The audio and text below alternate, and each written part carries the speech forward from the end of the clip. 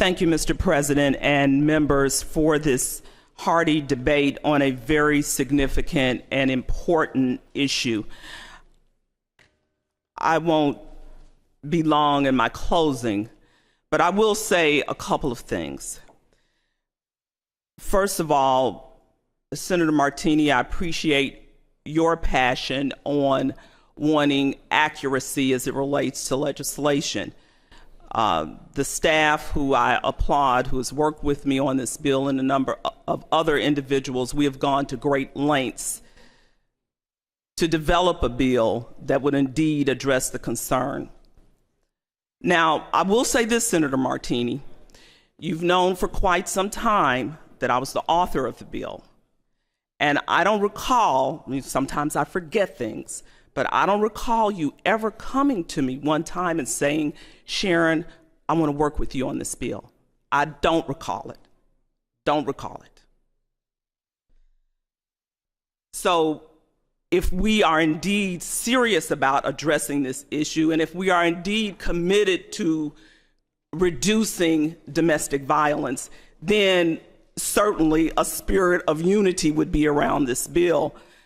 What I'm hearing, though, is more of the landlords this, the landlords that.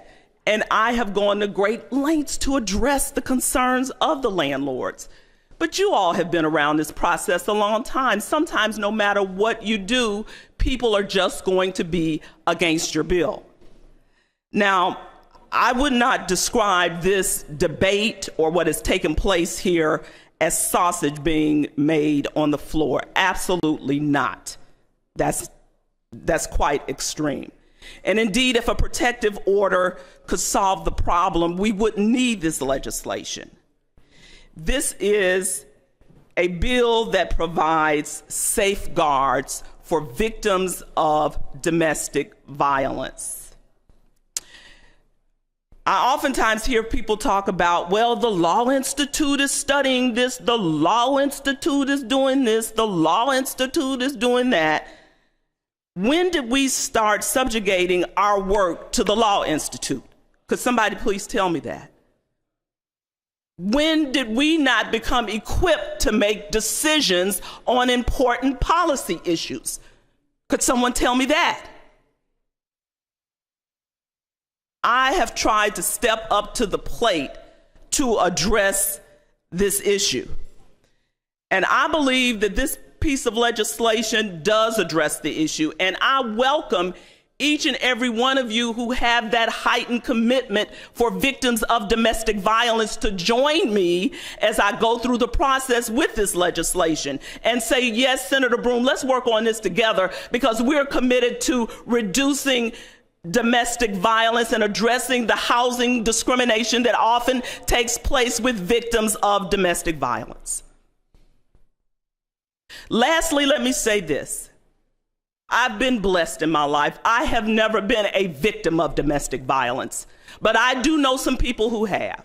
And I sat in that committee recently and saw tears streaming down the faces of women who had gone through this, who did not have a place to go, who many or several were indeed evicted and could directly relate to this legislation.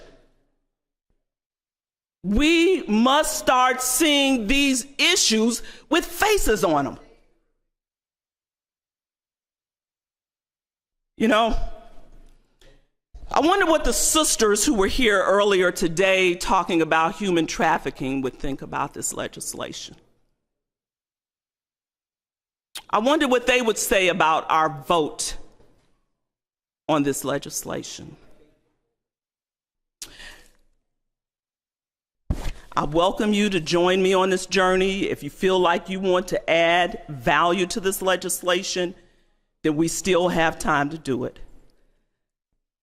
But I move favorable passage. The lady has moved final passage on the bill. When the machines are open, those in favor will vote yes. Those opposed, no. Secretary of Machines, please. Vote your machines, please. Vote your machines. Are you through voting? You through voting? All right, close them up, please. 21 yeas, 16 nays. Bill found to pass. Moves for reconsider vote. Lays the motion on the table. Secretary.